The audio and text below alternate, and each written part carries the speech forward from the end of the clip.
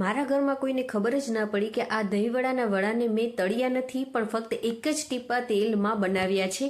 એકદમ ટેસ્ટી અને દહીંવડાના વડા જે આપણે ફ્રાય કરીને તળીને બનાવીએ છીએ ને તેવો જ તેનો ટેસ્ટ આવે છે. તો આપણે બનાવવાનું શરૂ કરીએ. તો તેની માટે મેં અહીંયા 1 કપ જેટલી ફોતરા વગરની અડદની દાળને 3 થી 4 કલાક પલાળી દીધી હતી. તો તેને આપણે પાણીમાંથી નિતારી અને એક મિક્સર જારમાં લઈ લેશું. સાથે મેં અહીંયા 2 મોરા મરચાં, મોટા મરચાંને નાખી દીધા છે. જો તમે તીખા મરચાં વાપરતા હો ને તો તમારે ફક્ત એક જ નાખવાનું. સાથે એક આદુનો કટકાને પણ આપણે નાખી દેવાનું છે. હવે આપણે આ બેટરને થોડું જાડું જ રાખવાનું છે, માટે ફક્ત 2 જ ચમચી જેટલું મેં અહીંયા પાણી નાખેલું છે. પહેલા 2 ચમચી જેટલું જ પાણી નાખીને તમારે કરવાનું અને બેટરને આવું આપણે જાડું જ રાખવાનું છે. જો તમે વધારે પાણી નાખી દેશો ને તો તમારું બેટર ઢીલું થઈ જશે ને આ વડા આપણા બનશે નહીં. જરૂર મુજબ મીઠું નાખી દેવાનું છે. પછી 1 ચમચી આખું જીરું ને 1/4 ચમચી જેટલું આપણે હિંગ નાખીશું. બધાને આપણે પહેલા મિક્સ કરી લેવાનું છે. હવે આપણે બેકિંગ સોડા કે ઈનોનો બિલકુલ પણ ઉપયોગ નથી કરવાનું. માટે આપણે શું કરવાનું છે, હાથેથી આવી રીતે 5 થી 7 મિનિટ માટે એક જ ડાયરેક્શનમાં આપણે આવી રીતે બેટરને ફેટી લેવાનું છે, હલાવી લેવાનું છે. 5 થી 7 મિનિટ તમે હલાવશો ને એટલે આ બેટરનો કલર પણ આપણે એકદમ એવો ચેન્જ થઈ જશે અને એકદમ બેટર આપણું હળવું ફૂલ થઈ જશે.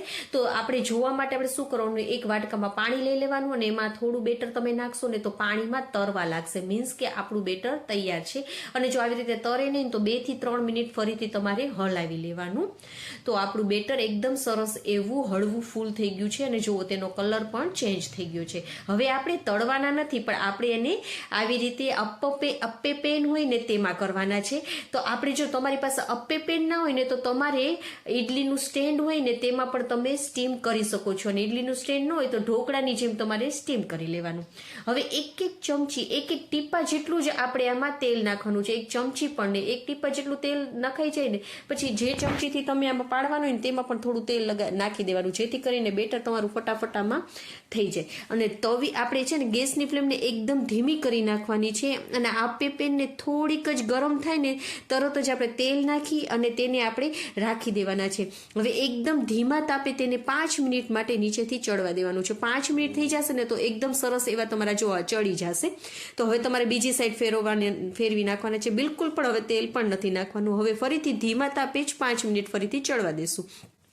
જેટલી તમારે તળવામાં વાર લાગે ને ફૂલ ભૈરા તાવડે તમે જે તળો ને એટલી જ તમારે 10 જ મિનિટમાં તમારા આમાં બનીને તૈયાર થઈ જશે. અને જો તમે સ્ટીમ કરશો તો 10 થી 15 મિનિટમાં તૈયાર થઈ જશે. તમે બેકિંગ સોડા કે ઈનો બિલકુલ પણ નહીં નાખો ને તો પણ એકદમ પોચા રૂ જેવા જાળીદાર જ આ બને છે.